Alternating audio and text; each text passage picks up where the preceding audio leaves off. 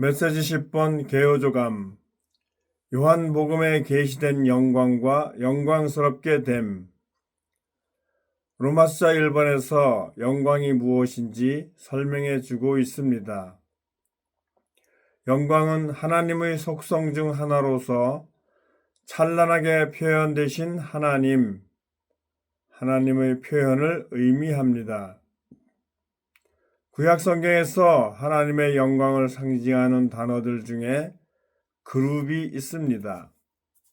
창세기 3장 24절에서 말씀하기를 하나님은 사람을 쫓아내시고 나서 에덴 동산 동쪽에 그룹들과 사방으로 돌며 분을 뿜어내는 칼을 두시어 생명나무에 이르는 길을 지키게 하셨다라고 하였는데, 각주의 설명에 따르면 그룹들은 하나님의 영광을 상징하고 불은 하나님의 거룩함을 상징하고 칼은 하나님의 의를 상징합니다.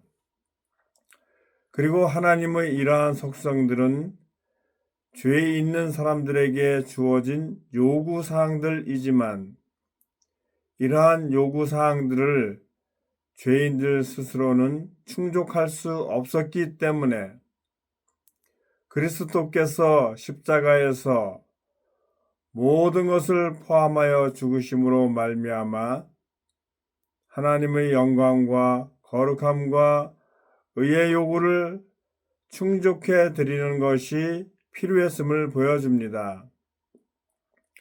로마서 3장 23절로 25절에서 모든 사람이 죄를 지었으므로 하나님의 영광에 이르지 못하다가 그리스도 예수님 안에 있는 구속을 통하여 하나님의 은혜로 거저 의롭게 됩니다. 라고 말씀하고 있습니다.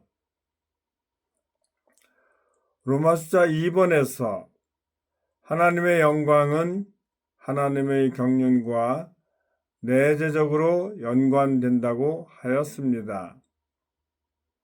우리가 믿는 하나님은 아브라함에게 영광의 하나님으로 나타나신 분으로서 경륜을 가지신 삼일 하나님입니다.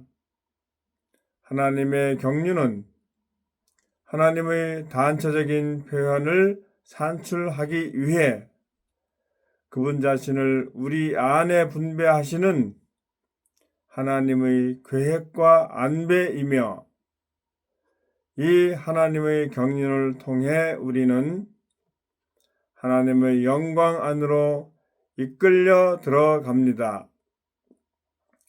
히브리서 2장 10절에서 하나님께서 많은 아들들을 영광 안으로 이끄시려고 그들의 구원의 창시자를 고난을 통하여 온전하게 하시는 것은 합당한 것이었습니다라고 하였습니다. 이와 같이 하나님의 영원한 목표는 그분의 많은 아들들을 영광 안으로 이끄는 것입니다. 본래 사람은 하나님의 영광 안에서 하나님을 표현하도록 하나님에 의해 하나님의 형상대로 창조되었습니다. 하지만 타락함으로 말미암아 하나님의 영광에 이르지 못하게 되었는데, 이처럼 사람이 하나님을 표현하는 대신에 죄를 표현하고 죄에 있는 자아를 표현하고 사람의 영광을 추구함으로써 하나님의 영광과 표현에 이르지 못하는 것이 바로 죄입니다. 그렇지만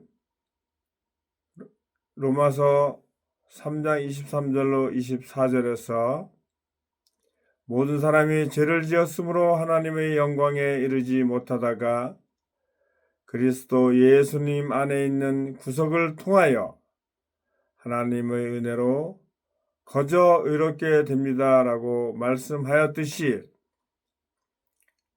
그리스도의 구속은 하나님의 영광의 요구를 이루었으며 베드로전서 5장 10절에서 모든 은혜의 하나님이 그리스도 예수님 안에서 우리를 그분의 영원한 영광 안으로 부르셨음을 말하고 있듯이 그리스도의 영광의 복음을 통해 하나님은 우리를 그분의 영원한 영광에 의해 그분의 영원한 영광 안으로 부르셨습니다. 이제 모든 것을 포함하신 그리스도는 영광의 소망으로서 우리 안에 계십니다. 그러므로 우리는 주님의 영광을 주목하고 반사함으로써 주님의 형상으로 변화되면서 영광에서 영광에 이르게 됩니다. 이렇게 우리가 영광스럽게 되는 것은 하나님의 유기적인 구원의 목표이며 우리가 하나님의 영광스러운 단처적인 표현이 되는 것은 하나님의 건축의 목표입니다. 또한 하나님의 영광은 하나님의 왕국과 불가분의 관계이기 때문에 하나님의 영광은 장차 올 천년 왕국의 시대 내내 지속될 것이며 영원토록 새 예루살렘에서 완전히 나타날 것입니다. 뿐만 아니라 우리는 오늘날의 교회 생활에서도 마찬가지로 하나님의 영광을 지님으로써 그분을 나타내고 표현해야 합니다. 이와 같이 신성한 계시의 고봉, 즉 하나님께서 사람이 되신 것은 사람을 신격에서는 아니지만 생명과 본성과 표현에서 하나님이 되게 하시는 것은 하나님의 영광과 관련되며 결국 하나님의 경륜의 목표는 우리 모두가 하나님의 영광을 비추어내는 것입니다. 로마서 3번에서는 하나님의 영광이 그리스도의 육체되심과 인간 생활과 십자가에 못 박히심과 부활과 승천과 주님의 다시 오심과 관련될 뿐만 아니라 주님께서 새 예루살렘 안에서 등이신 것과 관련됨을 말합니다. 주 예수님께서 이 땅에 오셨을 때 그분에게는 아버지에게서 온 독생자의 영광이 있었지만 이 땅에서 사시는 동안 그분의 생활과 일에서 심지어 십자가에 못 박히실 때에도 자신의 영광을 구하지 않으시고 아버지의 영광을 구하셨습니다. 그리고 주님의 부활은 그분의 영광스럽게 되심이었습니다. 또한 주님은 하늘들로 오르시어 영광과 존귀로 관을 쓰셨습니다.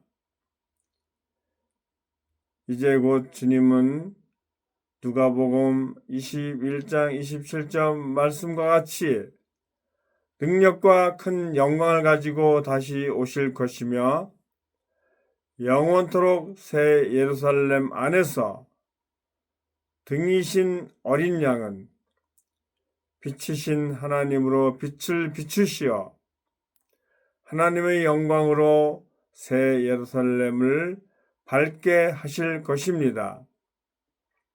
로마서 4번 요한복음에서 우리는 주 예수님의 영광과 영광스럽게 되심을 볼 수 있다. 요한은 요한복음 1장 14절에 우리가 그분의 영광을 보니 아버지에게서 온 독생자의 영광이었다라고 기록했습니다. 그리고 마태복음 17장 2절에는 그들 앞에서 변형되시니 그분의 얼굴은 해와 같이 빛나고 옷은 빛과 같이 휘어졌다라고 기록되어 있는데, 요한은 베드로와 야고보와 함께 산 위에서 그리스도께서 밝게 빛나는 모습으로 변형되신 것을 보았으며, 그것을 요한복음 1장 14절에서 우리가 그분의 영광을 보니 라고 기록하였을 것입니다. 거기 각주를 보면 이것은 그리스도께서 산 위에서 변형되신 것을 가리킨다라고 되어 있습니다. 또한 요한복음 2장에는 가나의 결혼잔치에서 맹물을 포도주로 변화시키는 기적을 나타내 보이신 기록이 있는데, 11절에서 예수님께서 이 처음 표적을 갈릴리 가나에서 행하셔서 그분의 영광을 나타내셨다라고 말씀하고 있는데, 위 두 가지 사례에서 주님은 그분의 인성 안에 있는 신성의 영광을 나타내 보이셨습니다. 주 예수님은 또한 요한복음 12장 23절에서 사람의 아들이 영광스럽게 될 때가 왔습니다 라고 말씀하셨는데, 그것은 사람의 아들이신 예수님께서 부활하심으로써 영광스럽게 되셨음을 의미합니다. 그리고 요한복음 17장 22절에서는 아버지께서 나에게 주신 영광을 내가 그들에게 준 것은 우리가 하나인 것과 같이 그들도 하나가 되도록 하려는 것입니다 라고 말씀하고 있는데, 이것은 주 예수님께서 우리가 하나됨의 가장 높은 단계인 신성한 영광 안에서의 하나 안으로 들어가도록 기도하신 것이었습니다. 믿는 이들의 가장 깊은 하나는 하나님의 단체적인 표현을 위한 신성한 영광 안에서의 하나이며, 이것은 우리 자신을 부인함으로써 우리에게 주어진 신성한 영광에 의해 온전하게 되어 그리고 하나 되어 단체적인 방식으로 삼일 하나님을 표현하는 것입니다. 로마서 5번 삼일 하나님의 최연이신 아들 그리스도는 아버지의 영광스럽게 되심이시다. 영광스럽게 되는 것은 나타나는 것입니다. 로마서 1번에서는 찬란한 표현이라고 하였죠. 요한복음 14장에서 16장까지의 중심 내용은 아들께서 영광스럽게 되심으로 아버지께서 아들 안에서 영광스럽게 되심을 다루고 있습니다.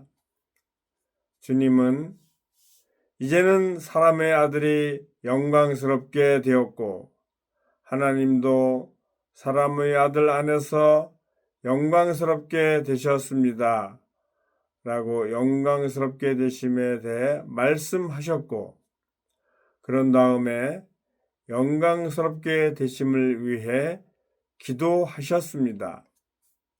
그 영광스럽게 됨은 사실상 인성과 신성의 연합이며, 이 연합이 요한복음 17장에 있는 놀라운 하나입니다.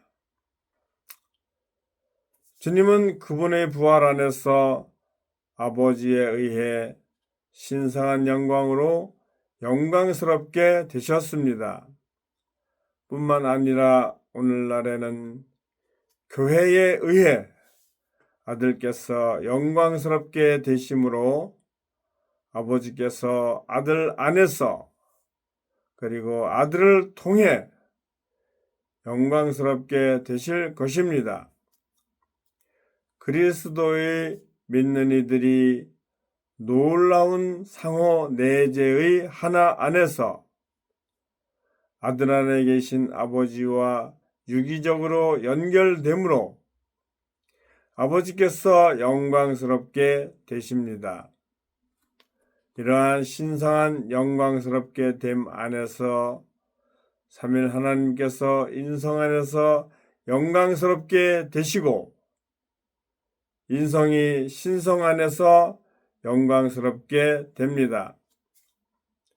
어느 날 주 예수님은 눈에 보이는 영광의 나타남 가운데 오실 것이고 우리는 그 영광 안으로 이끌려 들어갈 것입니다.